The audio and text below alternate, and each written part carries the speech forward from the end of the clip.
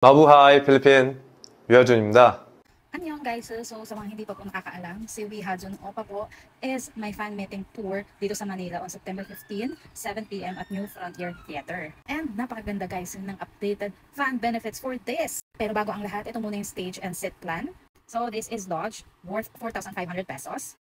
Followed by Patron 2, 6,500. Patron 1, 8,500. VIP, 10,500 pesos. Then ito yung stage. Ito na ata guys yung pinakasulit sa isa sa fan meeting ng K-Drama Opa dito sa Manila. Kasi naman tignan nyo guys, kahit lodge ticket lang yung bilhin mo o yung pinakamura, ayan, maa-avail mo na yung group photo na 20 bucks per group. Diba? As in, sulit na sulit.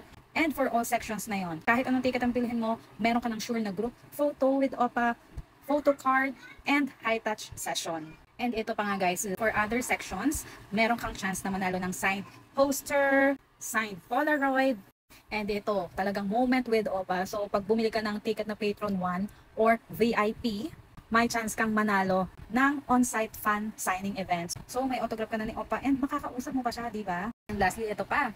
For VIP ticket holders na to guys, and raffle. Magkakaroon ka ng chance na magkaroon ng photo with Opa sa kanyang dalawa gamit yung cellphone mo. Don't miss this chance to see We Hajun Opa on his A Wively Day 2024 fan meeting tour here in Manila on August 15, Sunday 7 p.m. at New Frontier Theater. Bili na kayo ng ticket guys.